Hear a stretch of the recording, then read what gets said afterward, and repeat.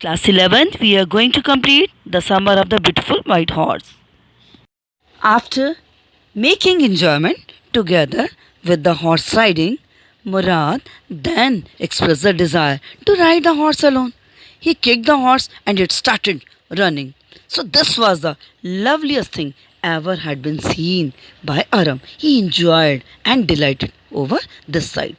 My cousin Murad raced the horse across a field of dry grass to an irrigation ditches, crossed the ditch on the horse, and 5 minutes later returned dripping wet. Murad raced the horse a field of dry grass and then to the irrigation ditches that are the watering lands, and crossed the ditch on the horse, and within 5 minutes he returned back to the same place and dripping wet. So he was now sweating that moment after making this now ride alone. The sun That was the moment the sun had come up. Now it is my turn to ride, I said. My cousin Murad got off the horse. Aram insisted that he should be given our turn. Then Murad got off. Ride, he said. He agreed for his ride.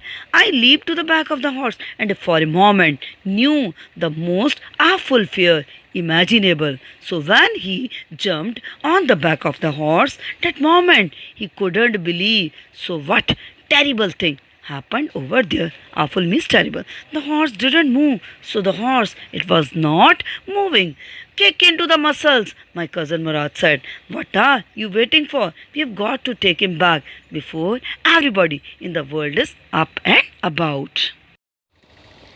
At his suggestion, kicked on its muscles. Once again, it reared and made noise and started running. I didn't know what to know.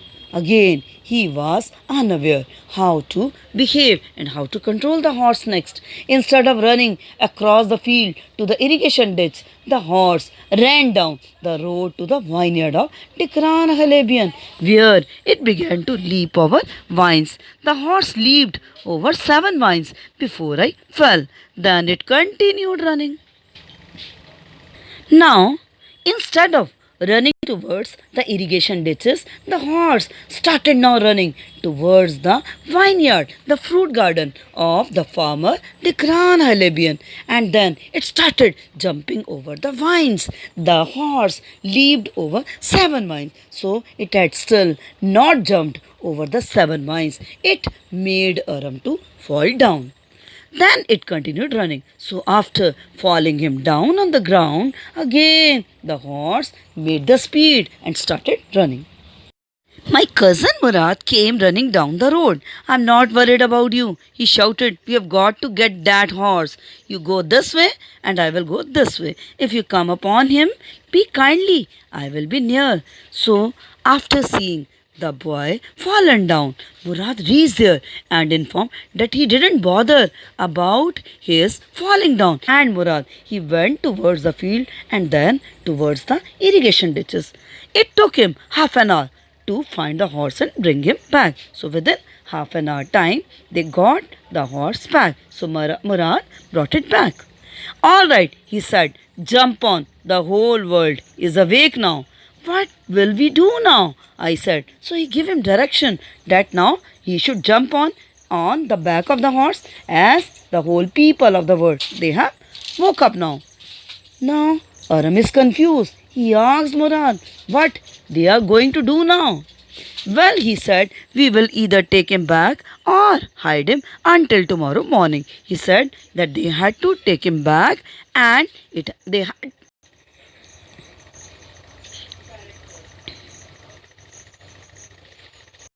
Now hurriedly, Murad suggested Aram to sit on the back as the whole world is woke up now.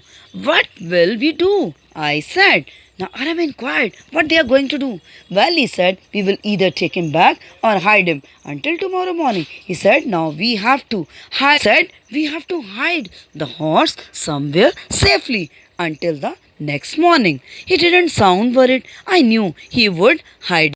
To see his reaction, Aram understood the boy had stolen the horse for a long time. That's why he was least bothered about its hiding place now. It suddenly dawned on me that he had been taking these early morning rides for some time and had come for me this morning only because he knew how much I longed to ride.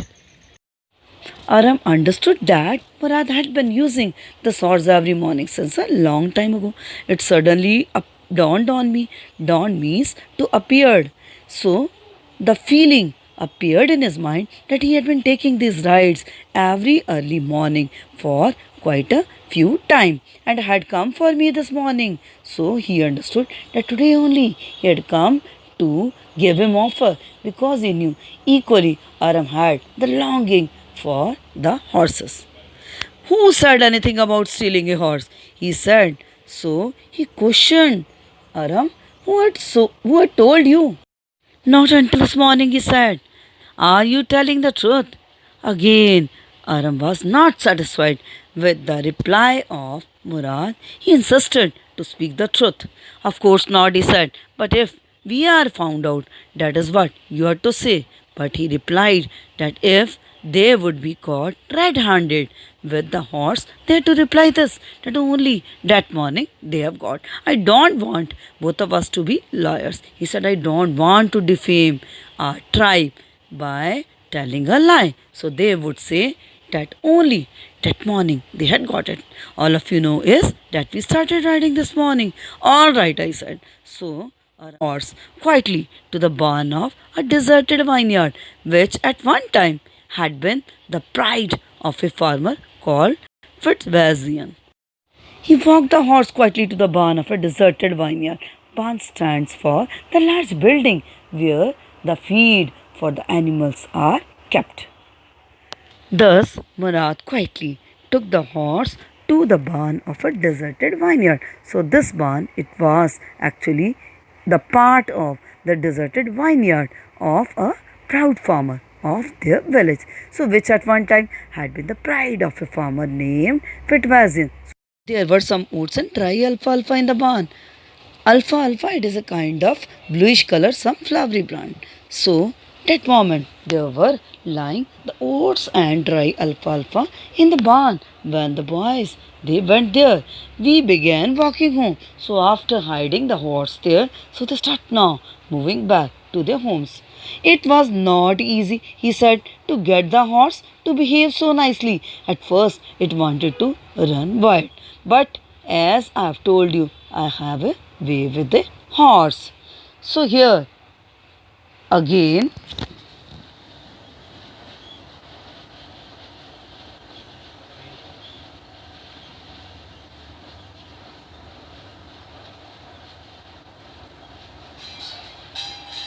it was not so easy, he said, to get the horse to behave so nicely. Now, to this, Murad replied that in the beginning it was not easy to control this horse and let him behave so nicely. At first, it wanted to run wild, but as I've told you, I have a way with the horse. Now, Murad again emphasized about his proud feeling to have the good understanding with the animals too. I can get it to want to do anything I want to do. Horses understand me. He said, what I want to perform by the horse, he.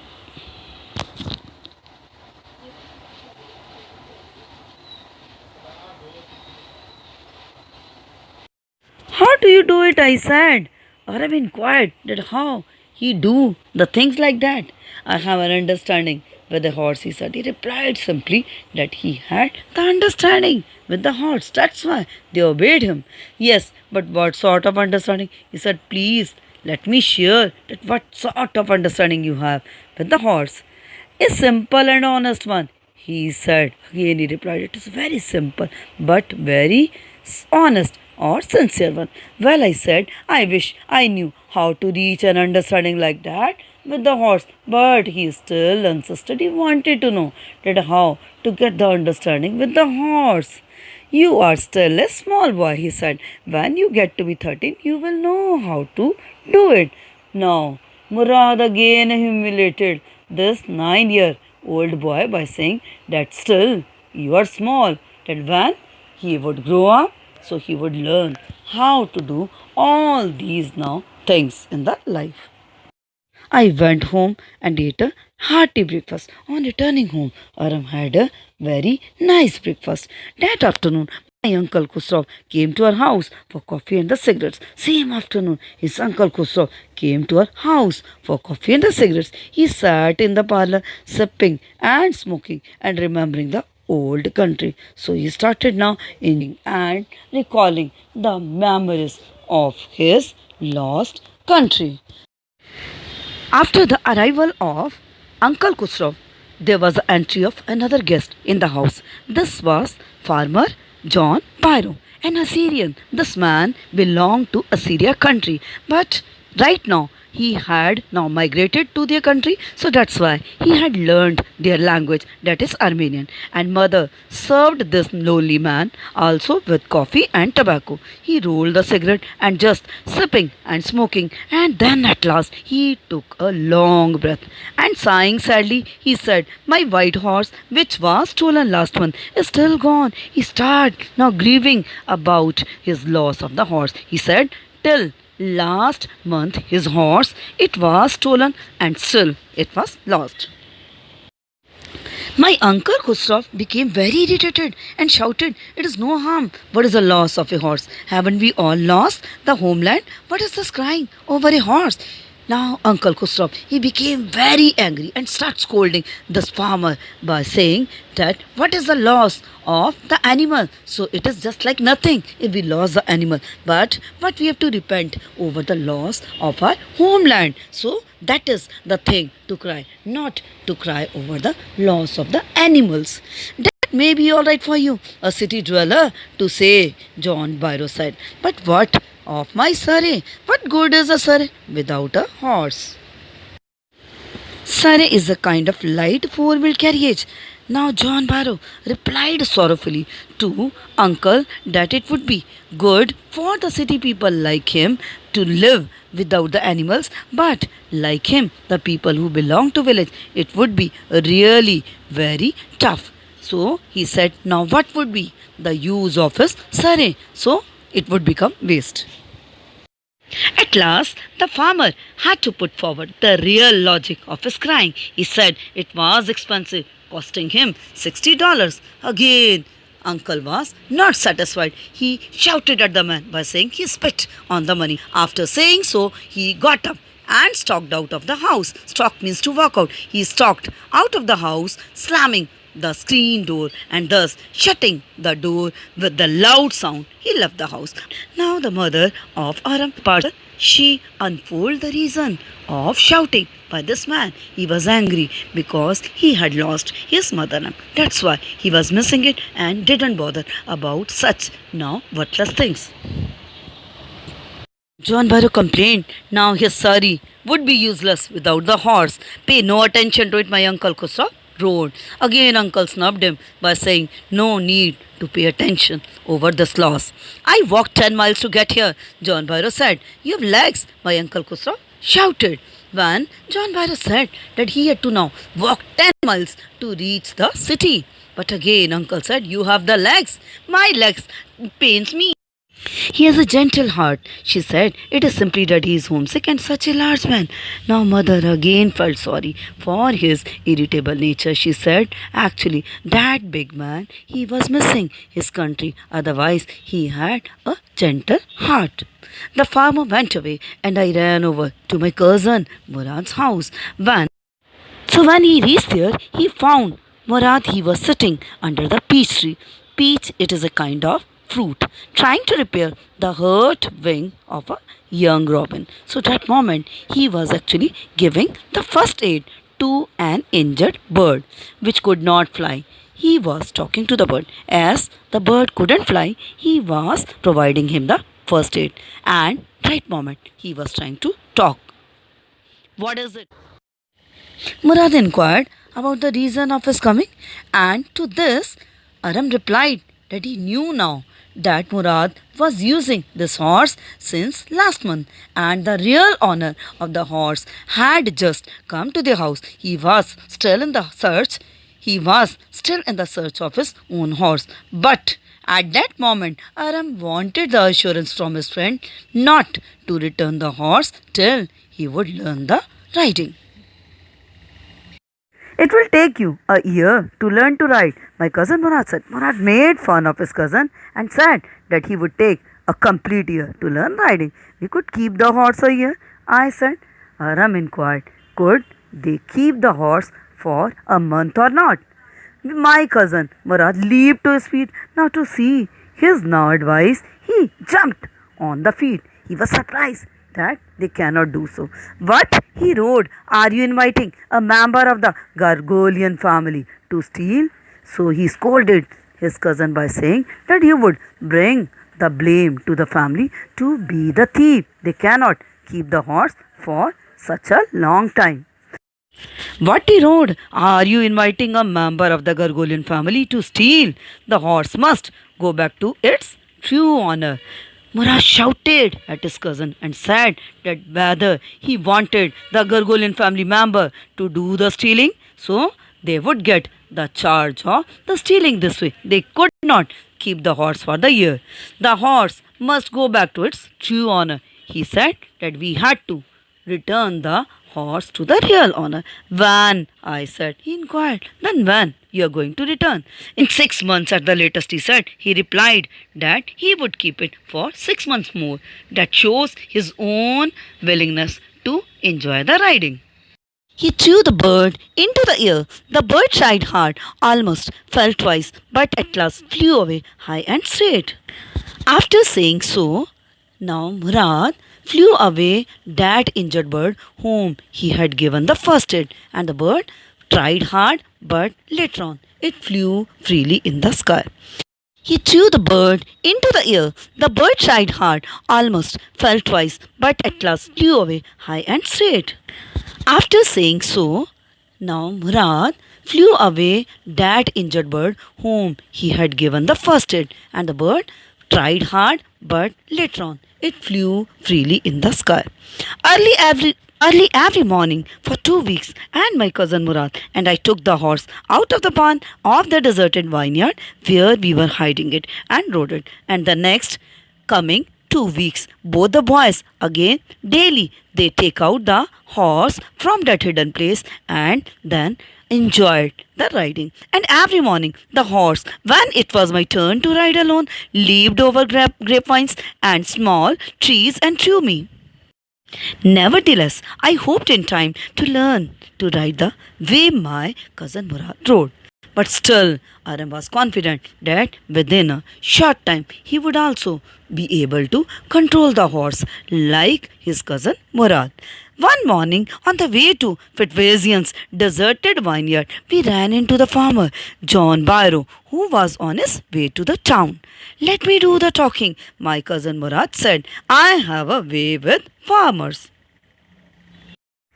Good morning, son of my friends. He said, what is the name of your horse? He became very excited to see their horse. He whisked them back and tried to inquire about the name of their horse. My heart, my cousin Murad said in Armenian. Murad replied back, its name was My Heart. A lovely name, John Byro said, for a lovely horse. John Byro praised their horse. He said, really, it was a beautiful name for a beautiful horse. I could swear it is a horse that was stolen from me many weeks ago. He said that their horse was quite similar to his own horse, which was stolen a few weeks ago. May I look into his mouth? He wanted to confirm by looking into the mouth of the horse. So that is also the way of identify the animals. Of course, Murad said he agreed. The farmer looked into the mouth of the horse. So John Byro looked inside his mouth.